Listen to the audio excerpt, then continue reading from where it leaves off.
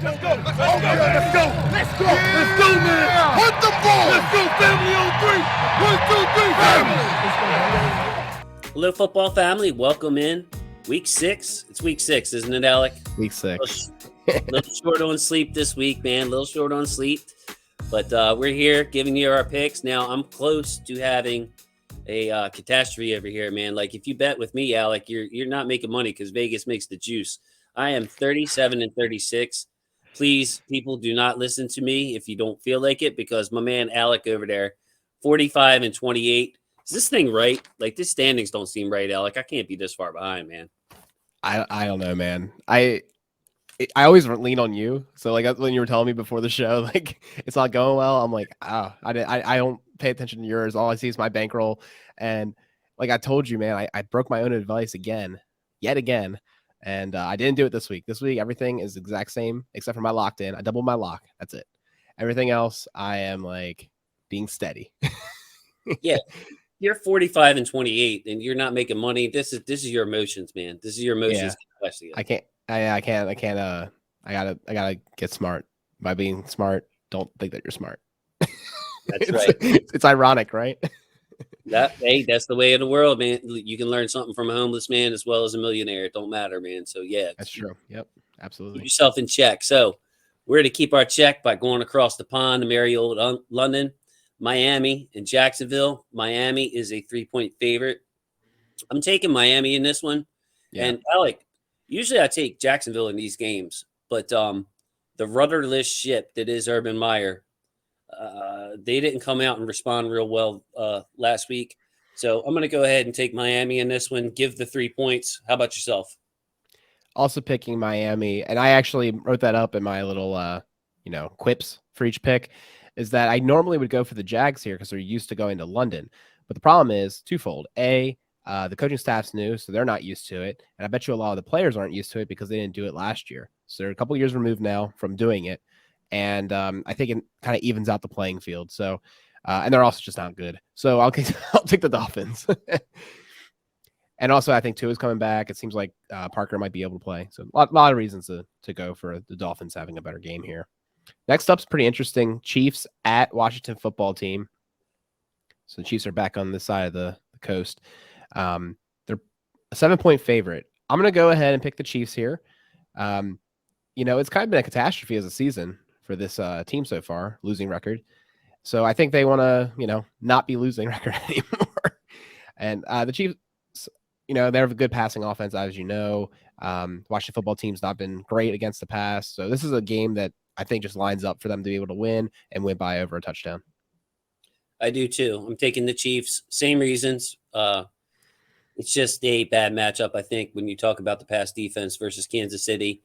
I don't think Mahomes is going to have to get too crazy in this game. He can just stay within the system as much as, get creative, of course, but he's going to have passing plays that are wide open for him.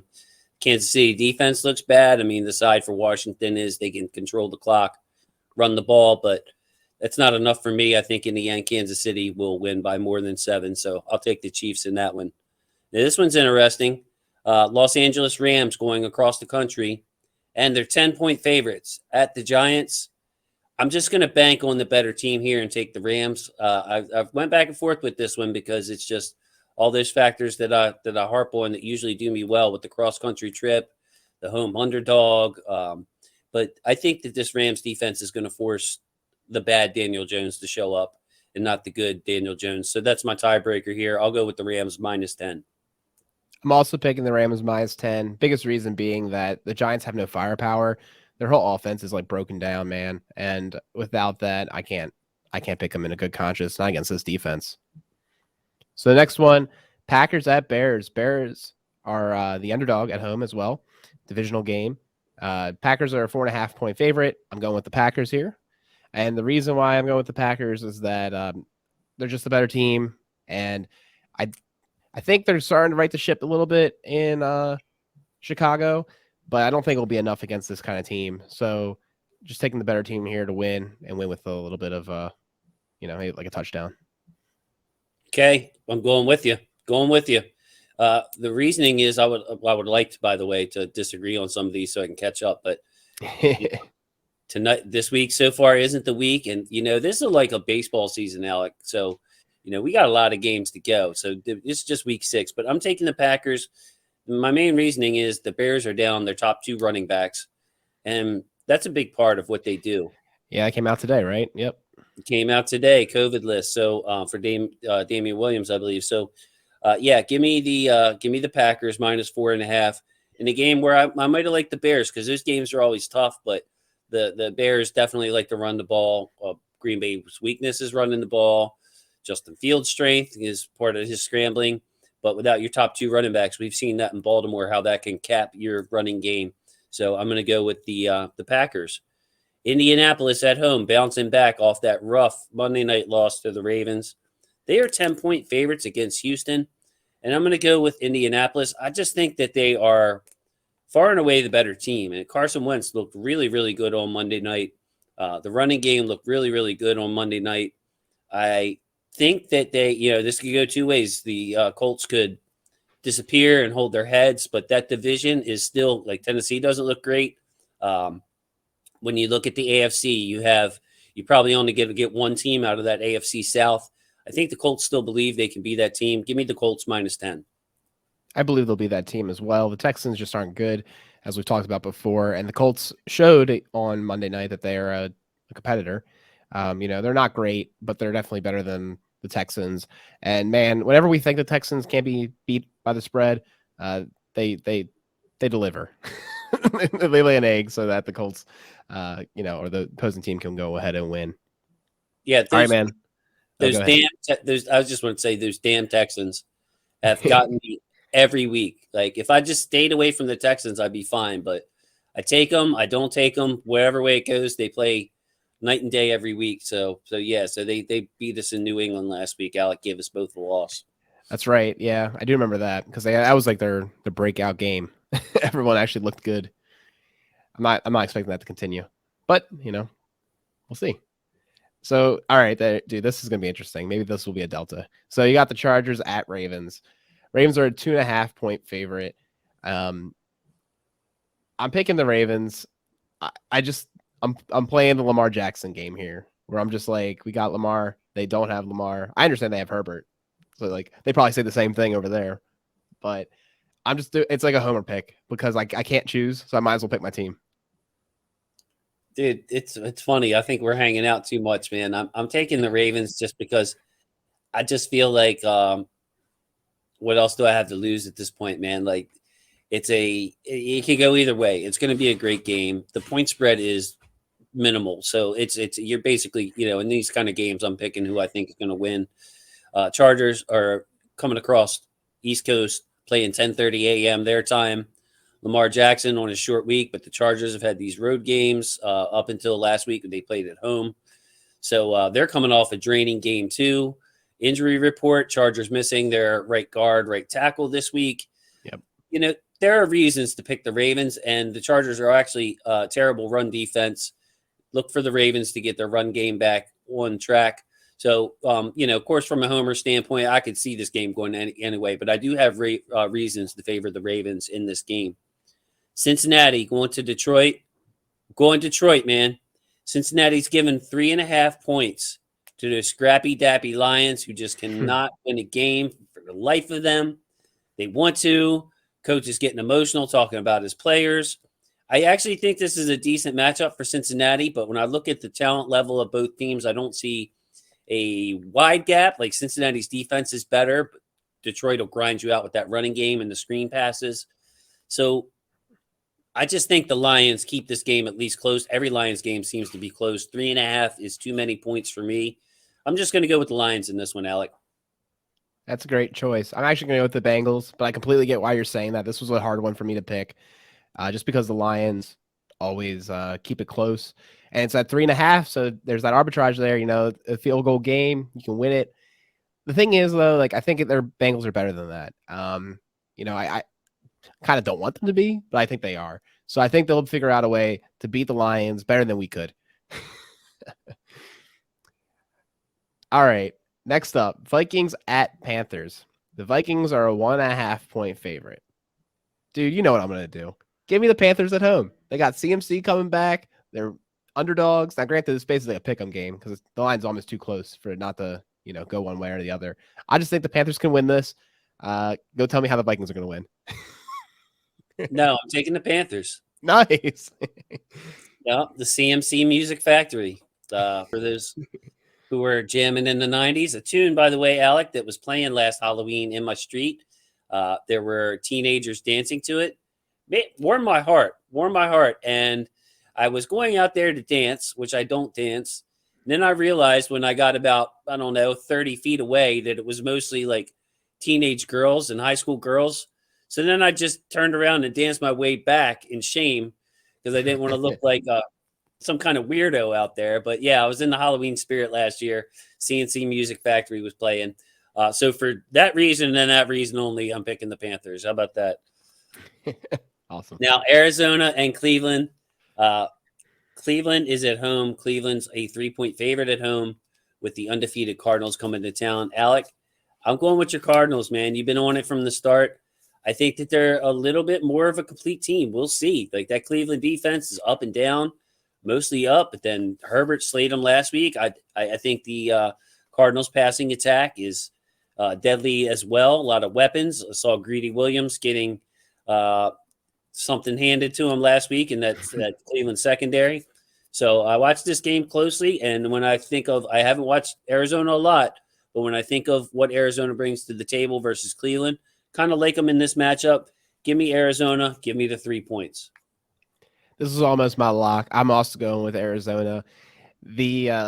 All the same reasons. I really can't believe the Browns are a 3-point favorite. I mean, I understand they're at home and, it's a far trip for the Cardinals, etc. But I just feel like the Cardinals are better than the Browns. It shouldn't be an even matchup, in my opinion.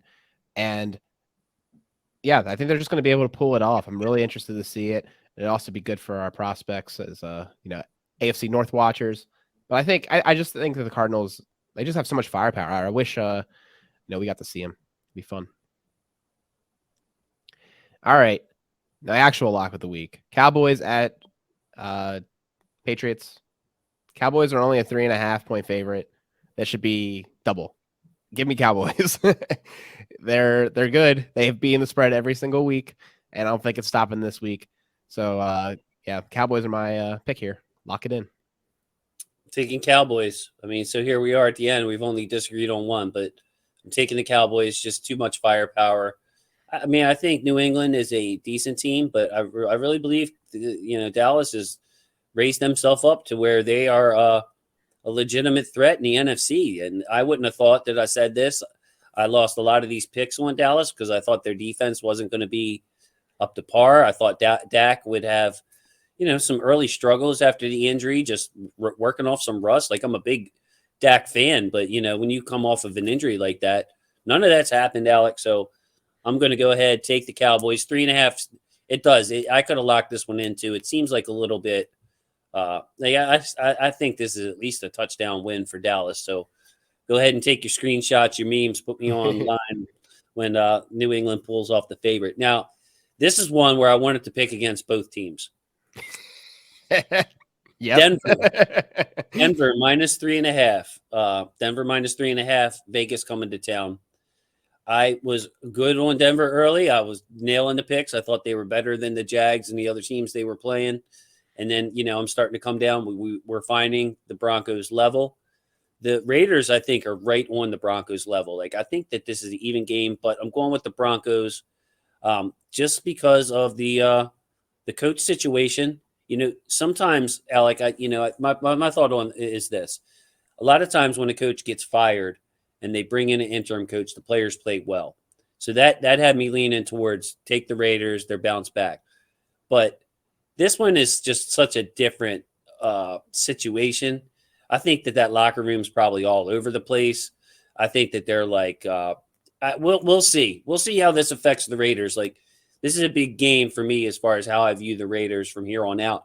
Because really, both of these teams have put themselves in a position to compete for that 6th or 7th spot in the AFC. I mean, you look at the AFC, you're going to have one team probably out of the East. You're going to have one team probably out of the South. And you'll have the Ravens and Browns will be in. You'll probably have the Chiefs and the Chargers in. So that's 6. So you're looking at, one of these two teams maybe the Bengals or Steelers get in there. So both of them are in there, but long-winded on this one, Alec. But I'm taking the Broncos -3.5 just simply because of all the drama that happened in Vegas. All right, let's get another switcheroo here, man. I'm gonna go with the Raiders. I think at 3.5 points, they can definitely cover. I'm not saying they're gonna win, but I think they can keep it close. The Raiders they're starting to slide. They start off hot, and they've gotten a couple bad games in a row, and everyone's kind of wondering now, like, is it going to continue because of the coaching change? I think they're going to be able to recover. I know they're in a little bit of turmoil right now. Like, it definitely, from the outside looking in, it's clear that they're distracted, which doesn't bode well. But I think at the end of the day, these guys are football players, they're professionals, and they'll make it happen and cover. Do you think they're the better team than the Broncos? Yes, I do. That's why I'm picking them. I just I'm going to trust that they're professionals and they can figure this out. Seahawks at Steelers. Steelers are a 5.5 point favorite. I understand that Geno Smith is playing for the Seahawks, but that's not enough to pull me away. Give me the Seahawks. Give me all those points. I'm all about this matchup because I just don't think the Steelers are that good. I know they looked better last week, but the Seahawks, even with a backup quarterback, they have so many weapons like Lockett or Metcalf. You get in their hands, they're gone. And I think they'll figure it out. We're deltaing. I'm taking Pittsburgh in this one. Actually, I feel kind of strongly about this one. Like it's the what you were saying about the Seahawks. You sounded real confident. I'm kind of that same confidence level about Pittsburgh because of the backup quarterback, like you mentioned, but also like the Steelers have seen a lot of good offenses and held them all down. So, and then the Seattle defense, when I turn around, I see a mess. So I think Pittsburgh is like, they looked a little better. They're like up and down. They beat Buffalo and then they lose these games. I think Pittsburgh won his way back up. So I'm going to go ahead and delta you there, man. 5.5 points is a lot for the Steelers and that offense to give, especially to an explosive team like Seattle. But I'm just feeling it, bro. All right, so best for last, locks for last. Buffalo Bills are going to smash the Tennessee Titans, I believe. They're in Tennessee. 5.5 points is the spread. Buffalo -5.5. Taking them, locking them in. I just think that offense is going to overwhelm Tennessee. I see that Tennessee defense. I see nothing that can – like that's why I think Indianapolis has a chance in that division just because Tennessee defense is that bad. And then Buffalo's offense or Buffalo's defense, also a very good unit. Not the kind of unit I think that will just absolutely get smashed by Derrick Henry. I mean, Derrick Henry might get his 125, his 150, but not enough for the Tennessee Titans to overcome the Bills. Yeah, the Titans are getting healthier, but I don't think it's going to be enough either. I get why this is your lock. I think the Bills are going to win this game. I just look at the Titans and how porous their defense is, man. And you're like, the Bills are one of the best offenses in the league. They're going to put up 30, 40 points if that's the case. And the Titans, I don't think they can keep up. I think they'll make mistakes. I just think they're not as good on offense to make up for it. And I just don't see how their defense comes up big unless the Bills shoot themselves in the foot with some really costly turnovers. There's no way that the Titans can keep up. So yeah, I'm with you, man. Sometimes, Alec, that kind of thing can happen on Monday Night Football where you get so hyped up and you make those early mistakes. Yeah, you're right. But I think even if that happens, I see the Bills pulling away big time. Okay, so we're going to put our picks up on the screen. A rare week for Alec and I, where I'm only looking at 3 games in which we disagree on. We disagree on that Cincinnati-Detroit game, Las Vegas-Denver, Seattle-Pittsburgh. Other than that, we are in lockstep. So I'm feeling better about myself. I am with the winning money man myself. He doesn't know how to handle his money, but if he just trusted his gut. But either way, Alec at 45-28, and me at a pitiful 37-36. I want to thank you guys for watching this. Alec, thank you as usual. Great job on this show. I think people are having fun with it, getting a little bit of feedback. It's not getting a ton of views on the channel, but people are talking about it on Twitter and spreading their picks around. So, it's just a lot of fun, man. Thanks so much. I appreciate you. Oh yeah, man. This has been a lot of fun. It was great seeing you the other day and getting to meet the man behind the screen. And I gotta say, man, after seeing you, you are probably better looking. It really shows up in person. I try to tell people, man. Try to tell people.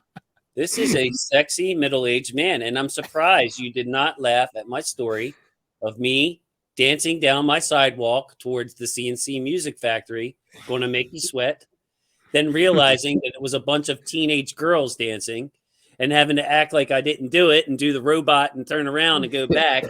My wife standing on the porch shaking her head because I guess she saw it better than me.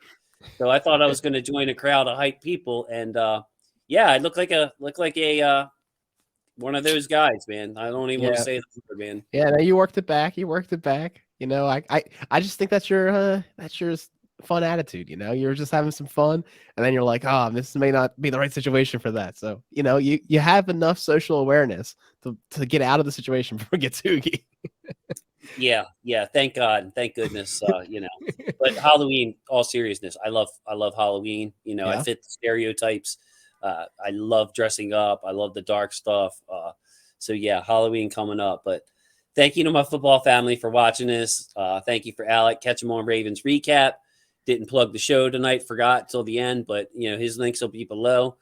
We got someone from the channel. Thank you so much, Jonathan, for commenting last time and following Alec and his crew over there. I'm sure you're enjoying the Ravens Recap. Just a fun, relaxed, well-produced show. So I'm going to try to get Alec to, if I can make any money, which I'm spending money, Alec. I'm going in the hole over here with this channel. But if I can get any money, I'm going to hire Alec. When I hire Alec away, he's going to do all my production work. Sound good, buddy? We can talk. I wouldn't mind. You know, we'll figure out if we can figure out something that works. I'll do it. All right, there you go. Thing, he's going to be working on some below wages. He's not getting that 15. He's not getting that 15 an hour, man. Like maybe our draft show or something. I'll have him behind the scenes working hard. But that's enough of us, guys. Thank you to my football family. I love y'all. All right, Alex, say goodbye to the people. Take care, everybody.